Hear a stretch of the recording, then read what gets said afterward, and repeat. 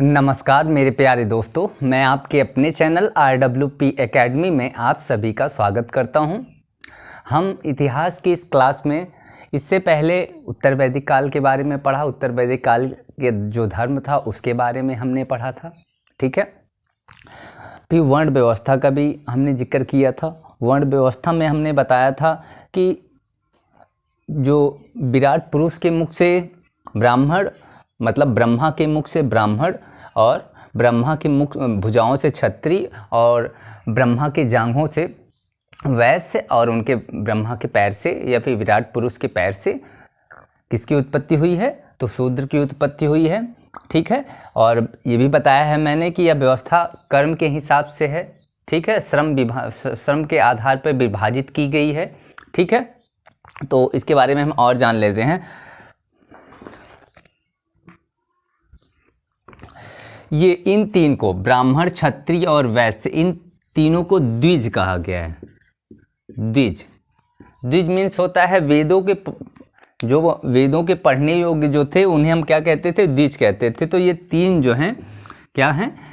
द्विज हैं। ये तीनों क्या हैं? द्विज हैं। कैसे? क्योंकि यही तीनों जो हैं वेदों को, उनके ग्रंथों को पढ़ सकते थे, ठीक है। इन्हीं को क्या है? शिक्षा जो है मिला करती थी।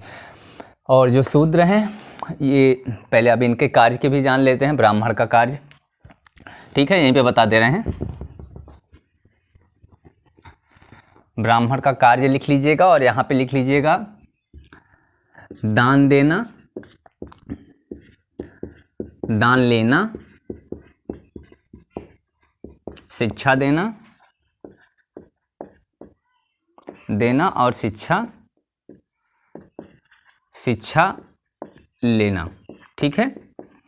और भी इनके कार्य थे, यज्ञ करवाना, यज्ञ करना, ठीक है। करने वाले भी यही होते थे और करवाने वाले भी यही होते थे, ठीक है। और क्षत्रियों का कार्य क्या हुआ करता था? क्षत्रियों का कार्य होता था शिक्षा ग्रहण करना, शिक्षा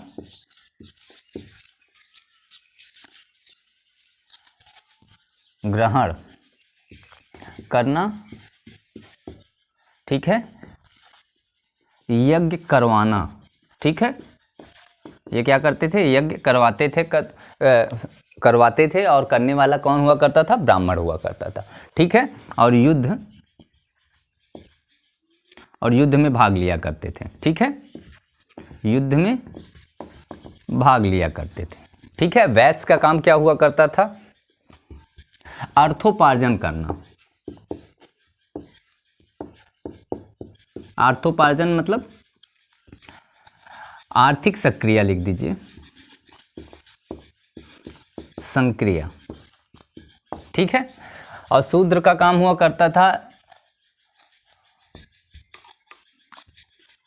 इन सभी का सहयोग करना।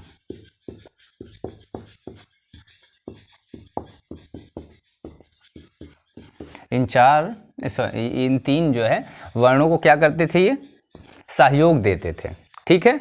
तो इनके कार्य के बारे में भी हमने बता दिया।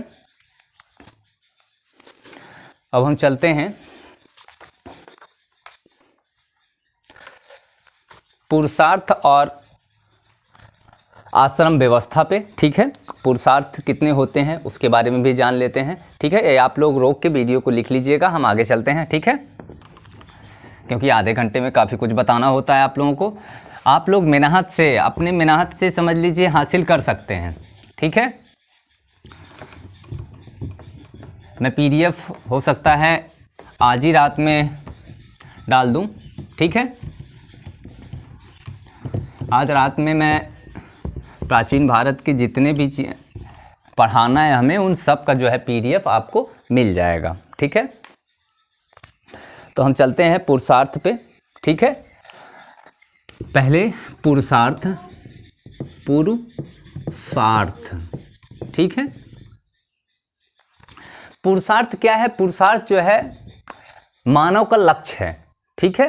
मानव का लक्ष्य क्या है? पुरुषार्थ। पुरुषार्थ मतलब सिर्फ पुरुषों की बारे में नहीं बताया गया है। पुरुषार्थ मतलब सभी मानवों के लिए, चाहे आदमी हो चाहे औरत हो, कोई भी हो, सभी के आएंगे पुरुषार्थ में ही आएंगे, क्योंकि सबका जो लक्ष्य होता है वो पुरुषार्थ ही होता है। क्या अब पुरुषार्थ 4 प्रकार के होते हैं, लिख लीजिएगा थोड़ा सा। पुरुषार्थ मानव जीवन का लक्ष्य है।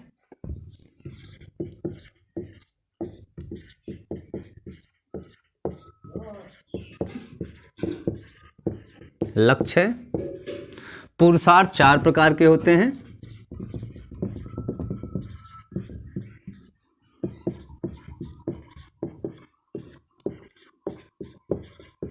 प्रकार के होते हैं। नंबर 1 धर्म, नंबर 2 कर्म, नंबर 3 नहीं दूसरे में लिखिएगा अर्थ, ठीक है। तीसरे में हो गया काम और चौथे में हो गया मोक्ष, ठीक है। पहला धर्म, दूसरा अर्थ, तीसरा काम और चौथा मोक्ष, ये हमारे 4 प्रकार के धर्म हैं। इन तीनों को क्या कहा जाता है? त्रिवर्ग। इन तीनों को कहा जाता है, धर्म अर्थ और काम को कहा जाता है त्रिवर्ग, ठीक है। धर्म अर्थ काम, इन तीनों वर्णों को एक साथ त्रिवर्ग कहा जाता है। नीचे लिख लीजिएगा एक लाइन में, ठीक है। तो धर्म के बारे में जान जाते हैं। धर्म अर्थात उचित, ठीक है, नैतिक सत्य आचरण के साथ जीवन का निर्वाह करना धर्म कहलाता है, और इसकी शुरुआत जो है शिक्षा से होती है, ठीक है।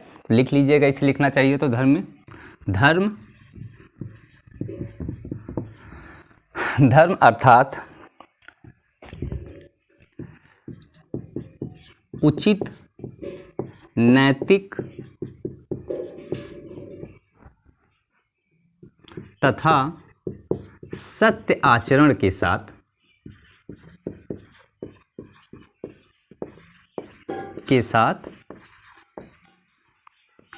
जीवन का निर्वाह करना।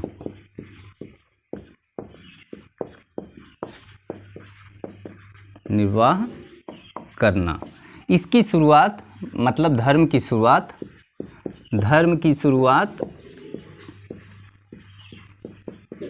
शुरुआत शिक्षा से होती है, ठीक है।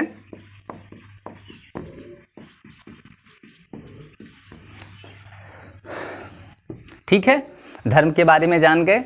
उचित, अच्छा काम करिए, ठीक है। नैतिक और सत्य आचरण, हमेशा सही आचरण से अपने व्यवहार जो है हमेशा सही करके रखिए, ठीक है। और उसके साथ आप शिक्षा भी कर रहे हैं, तो वो क्या है? धर्म है, ठीक है। और अर्थ का मतलब धनोपार्जन करना, ठीक है। धनोपार्जन, आप धन को इकट्ठा करते हैं तो वो क्या करते हैं, क्या कर रहे हैं? अर्थ का काम कर रहे हैं पुरुषार्थ में, ठीक है। काम का मतलब होता है कि धर्म करते हुए संतान की प्राप्त करना। संतान की प्राप्त करना क्या है? ये काम है, ठीक है। और जब सब कुछ, जब अपनी इंद्रियों को अपने बस में कर लें, अपनी सांसों को अपने बस में कर लें, ठीक है, तो वो हमें क्या प्राप्त हो जाता है? मोक्ष की तरफ हमें प्राप्ति हो जाती है, ठीक है। तो ये हमारे 3 हैं। धनोपार्जन, यहाँ पे लिखना चाहो तो धनोपार्जन करना, ठीक है। काम में संतान की प्राप्त करना,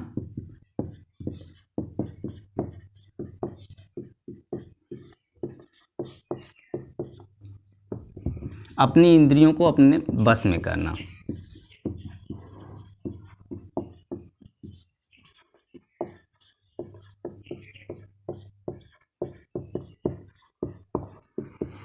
ठीक है। तो ये हमारे 4 तरह के धर्म हो गए। अब धर्म के बाद हम चलते हैं आश्रम व्यवस्था पे। तो आप लोग एक बार देख लीजिए, फिर ऊपर से मिटा के हम आश्रम व्यवस्था से शुरू करते हैं, ठीक है। तो मिटाया जाए।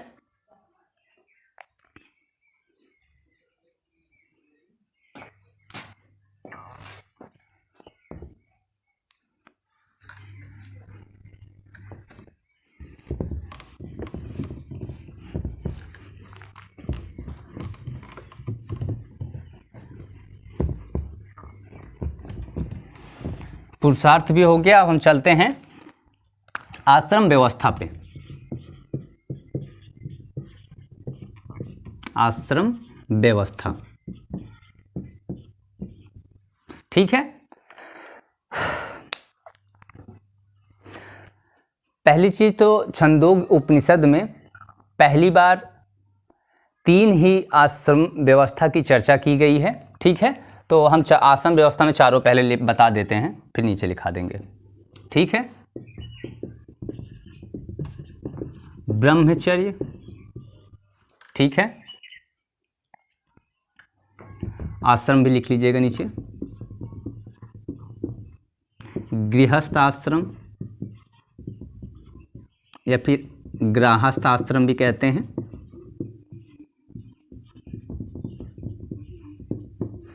तीसरा हमारा वानप्रस्थ आश्रम है।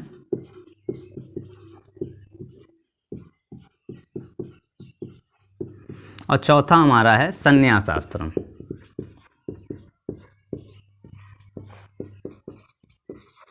ठीक है, ये भी लिख लीजिएगा। छंदोग्य उपनिषद में ब्रह्मचर्य आश्रम, गृहस्थ आश्रम और वानप्रस्थ आश्रम की ही सिर्फ चर्चा की गई है, ठीक है। लिख लीजिए नीचे एक लाइन में।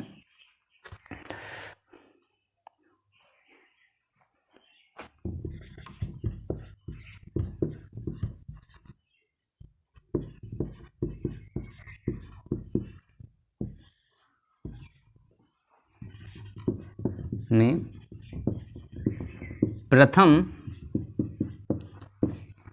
3 आश्रमों की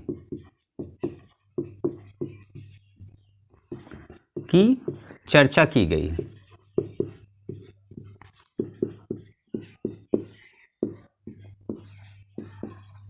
ठीक है, नंबर डाल के लिखते भी रहिए, ठीक है।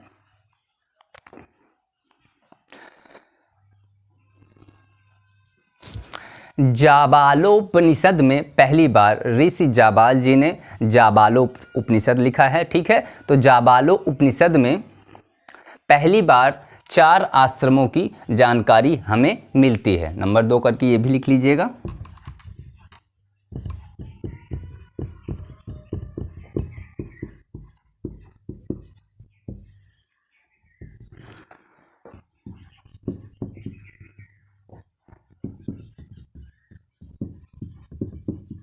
चार आश्रम व्यवस्था का उल्लेख मिलता है या जानकारी मिलती है।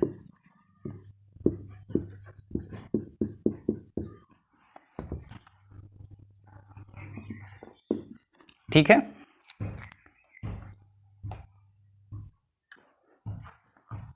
एक चीज और लिख लीजिएगा। संत ज्ञानेश्वर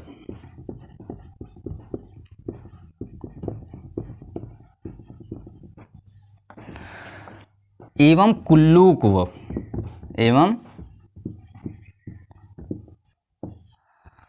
कुल्लूक भट्ट का मानना है कि व्यवस्था में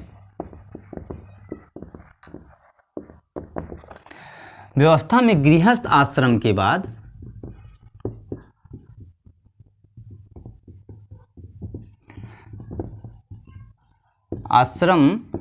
बाद संन्यास आश्रम में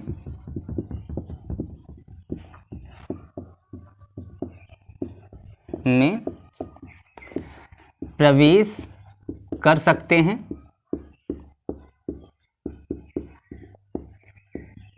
ठीक है, वानप्रस्थ आश्रम में जाने की आवश्यकता नहीं है। वानप्रस्थ आश्रम में जाने की आवश्यकता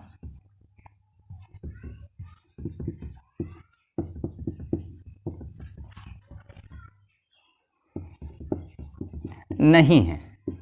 ठीक है, ये हमारा आश्रम व्यवस्था है। ठीक है, अब एक चीज़ और जान जाइए, ये ब्रह्मचर्य आश्रम है, इसका समय प्रारंभिक उम्र से या आयु से, ठीक है, तो 0 से लेके 25 साल, 25 वर्ष तक का जो समय होता है वो ब्रह्मचर्य आश्रम का होता है। 26 से लेकर 50 का जो समय होता है वो गृहस्थ आश्रम का होता है, ठीक है। और 51 से लेके 75 तक का जो समय होता है वानप्रस्थ का होता है, और 76 से लेके 100 साल तक। भारत में ये कहा गया है कि इंसान जो है 100 साल तक जीता है, मतलब हमारे वैदिक सभ्यता में कहा गया है, वैदिक सभ्यता की जो वेद हैं, ठीक है, ब्राह्मण ग्रंथ हैं, आरण्यक ग्रंथ हैं, ठीक है, वेदांत है, बहुत कोई मतलब इसमें नहीं है, वेदांत आगे पढ़ाया जाएगा, ठीक है।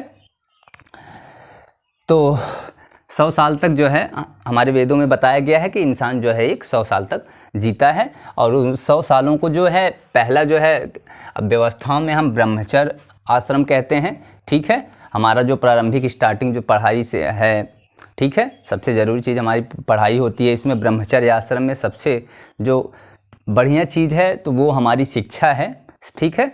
लेकिन आजकल के लड़के पता नहीं क्या क्या कर रहे हैं, अब लड़के लड़कियां सभी एक ही जैसे हैं, किसी को हम कह नहीं सकते, ठीक है।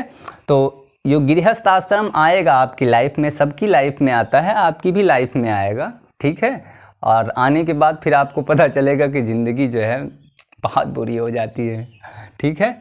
तो वानप्रस्थ में ज्ञानेश्वर जी और कुल्लूक भट्ट जी ने कहा है कि वानप्रस्थ में जाने की हमें आवश्यकता नहीं है, सीधा हम संन्यास आश्रम में जा सकते हैं। तो ये भी जो है गृहस्थ आश्रम में ही जोड़ सकते हैं।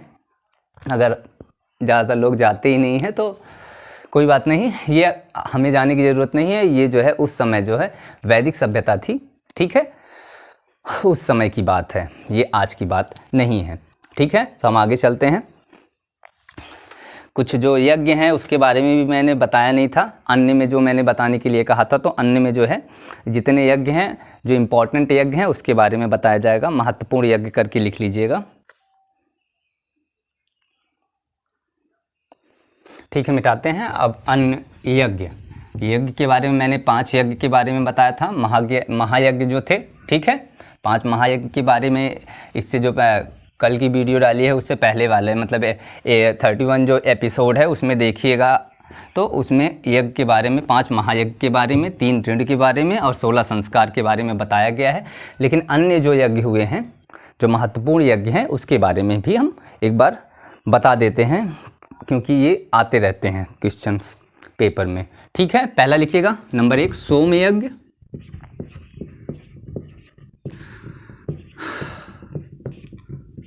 ठीक है। पहला जो हमारा है वो सोम यज्ञ है। यह यज्ञ जो है आर्यों द्वारा किया जाता था, आर्यों का सबसे महत्वपूर्ण यज्ञ है, ठीक है। तो लिख सकते हैं, ये पेय पदार्थ हुआ करता था जिसे शराब कहते हैं, ठीक है। तो ये सोम यज्ञ उसी के लिए होता था, ठीक है। तो लिख लीजिएगा, सोम की आहुति दी जाती है, ठीक है। यह यज्ञ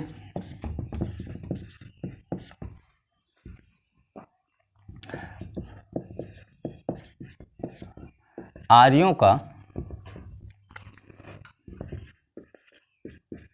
महत्वपूर्ण यज्ञ था, ठीक है।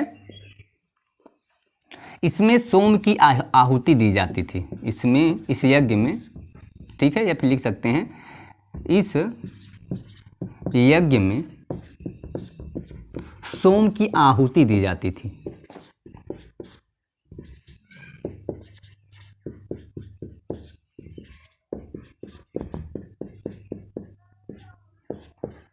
ठीक है। सोम क्या है? सोम एक पेय पदार्थ है, ठीक है। ये कहाँ से पाया जाता था? सोमरस पाया जाता था मुजवंत पर्वत की चोटी पे ये जो है पेय पदार्थ सोमरस मिलता था। तो उसकी जो है सोम की आहुति दी जाती थी सोम यज्ञ में। ठीक है, एक हो गया सोम यज्ञ। दूसरा वाजपेय यज्ञ।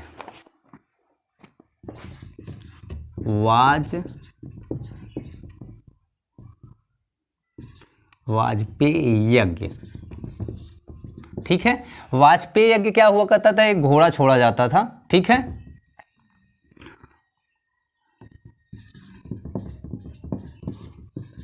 घोड़े की दौड़ हुआ करती थी।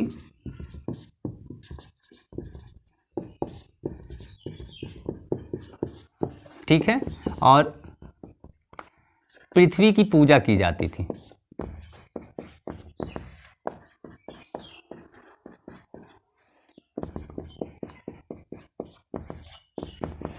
और जो घोड़ा छोड़ता था उसे सम्राट कहा जाता था।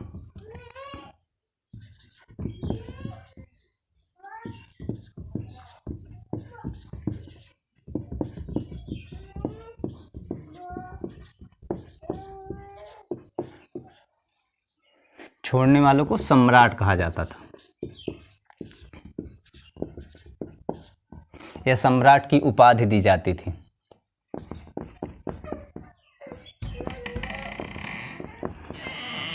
ठीक है, तीसरा लिखिएगा अश्वमेध यज्ञ।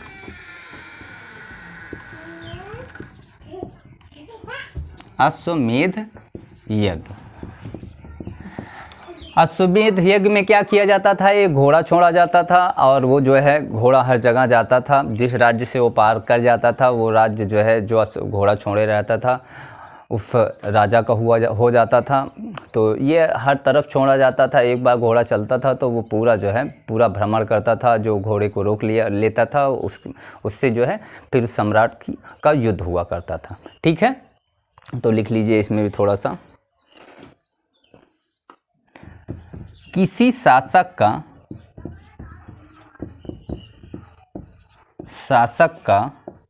सार्वभौमिक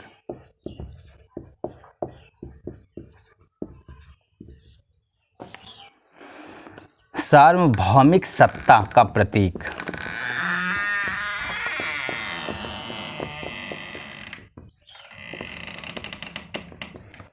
है। ठीक है, अश्वमेध यज्ञ क्या है, किसी शासक का सार्वभौमिक सत्ता का ये प्रतीक होता है। जैसे पुष्यमित्र शुंग ने पतंजलि में कराया था। ठीक है, तो ये है सार्वभौमिक सत्ता का प्रतीक है अश्वमेध यज्ञ। ठीक है, चौथा लिख लीजिए राजसूय यज्ञ। इसके बारे में तो मैंने बताया था। ठीक है, राज्याभिषेक करने के लिए या किसी को राजा बनाने के लिए राजसूय यज्ञ किया जाता था। ठीक है, तो लिख लीजिए यही। ठीक है,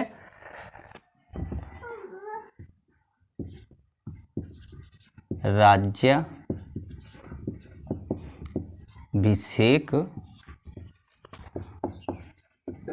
तथा राजा बनाने के लिए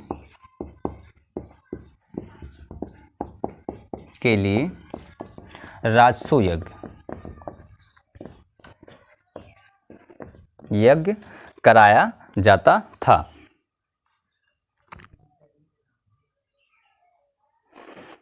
और इसमें एक चीज और होता था, द्वित कीड़ा मतलब पासा खेला जाता था। ठीक है, लिख लीजिएगा द्वित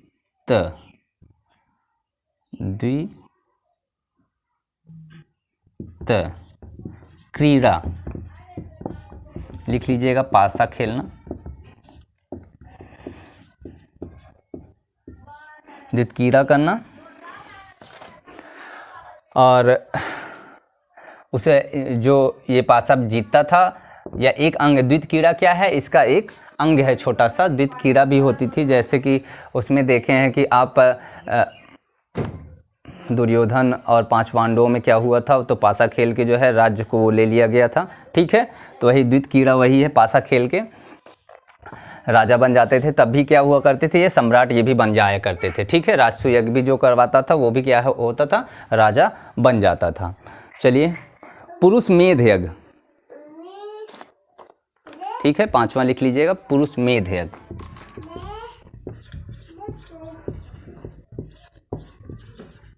पुरुष मेध यज्ञ। ठीक है, पहली चीज, पुरुषमेध यज्ञ का वर्णन जो है,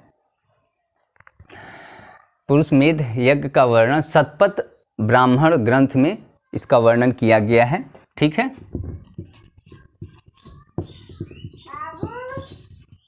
पुरुषमेध यज्ञ का वर्णन शतपथ ब्राह्मण में किया गया है।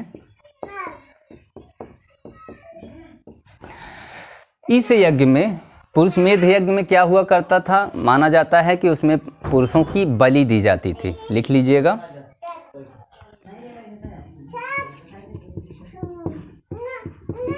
माना जाता है कि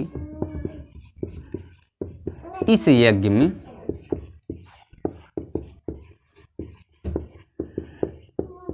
पुरुषों की बलि दी जाती थी, कि बलि दी जाती थी। ठीक है, तो इतना लिख लिए पुरुषमेध यज्ञ तक, फिर हम आगे चलते हैं।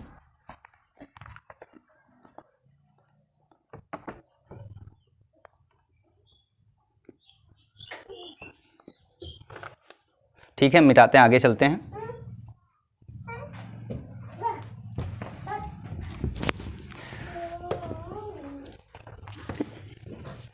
कितना हुआ था, 5।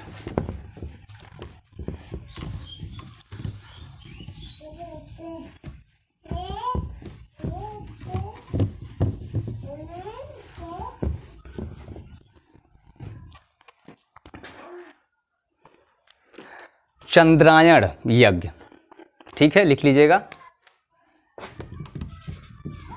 चंद्रायण यज्ञ। ठीक है, छठवां शायद। ठीक है, तो चंद्रायण यज्ञ किस लिए होता था? जैसे कि आर्य जो थे वो जो है अपने मामा और मौसी की लड़कियों से कभी भी शादी नहीं करते थे। ठीक है, और अगर ये भूल चूक से हो जाए, ठीक है, मामा या मौसी की लड़की से शादी हो जाए तो उसके लिए वो चंद्रायण यज्ञ किया करते थे। ठीक है, तो मामा या मौसी की लड़की से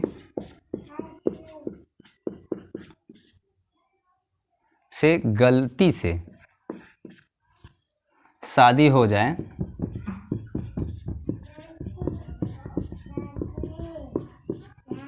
तो आर्य चंद्रायण यज्ञ करवाते थे।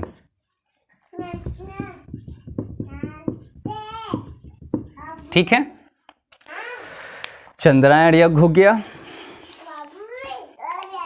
एक होता है सोत्रामणि। सोत्रामणि जो है इंद्र देवता को प्रसन्न करने के लिए यह यज्ञ किया जाता था। ठीक है, और इस यज्ञ में सोम पदार्थ जो है इंद्र देवता को अर्पित किया जाता था, मतलब कि शराब जो है उन पे चढ़ाया जाता था। लिख लीजिएगा, सोत्रामणि 7वां है।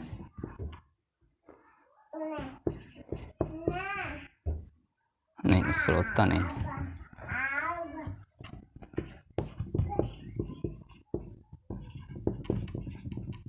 सोत्रामणि यज्ञ।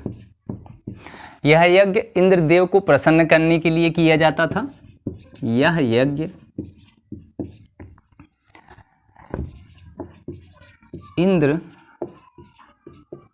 देवता को प्रसन्न करने के लिए किया जाता था।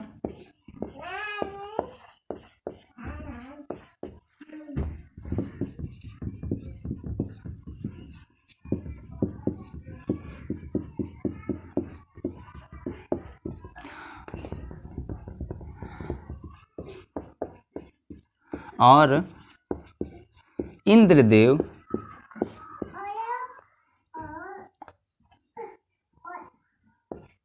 इंद्रदेव को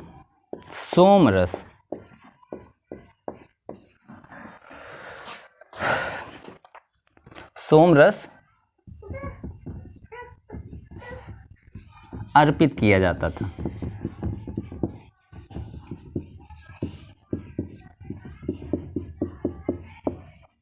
ठीक है। स्तोत्रम यज्ञ किस लिए होता था? तो इंद्र देवता को जो है प्रसन्न करने के लिए, और इंद्र देव को जो है सोमरस पदार्थ को या शराब को जो है भेंट में दिया जाता था। ठीक है। इंद्रदेव को सोमरस की आहुति दी जाती थी। ठीक है। आगे वाला लिखिएगा, व्रातस्त्योपयज्ञ। नीचे लिख दे रहा हूं 8वां, व्रातस्य योप यज्ञ। ठीक है। व्रातस्योप यज्ञ के बारे में मैंने पहले भी बताया है। ठीक है। वात्रस्योप यज्ञ जो है ये अन आर्य को, जो आर्य नहीं हुआ करते थे, उन्हें आर्य बनाने के लिए वात्रस्योप यज्ञ किया जाता था। अनार्य को आर्य बनाने में, अनार्यों को आर्य बनाने में यह यज्ञ किया जाता था। ठीक है। और भी है अभी कुछ विवाह के प्रकार, इसके बाद बताया जाएगा। ठीक है। वीडियो ज़्यादा बड़ी तो नहीं हो रही है, ये देख लेते हैं एक बार। चलिए विवाह के प्रकार भी इसी में बता देते हैं आपको।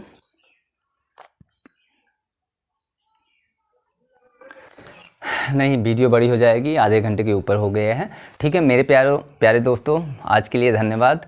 कल फिर मिलते हैं। आप लोग मेहनत से पढ़ते रहिए, वीडियो को लाइक सब्सक्राइब शेयर करते रहिए। ठीक है। आज के लिए धन्यवाद। कल फिर मिलते हैं। नमस्कार।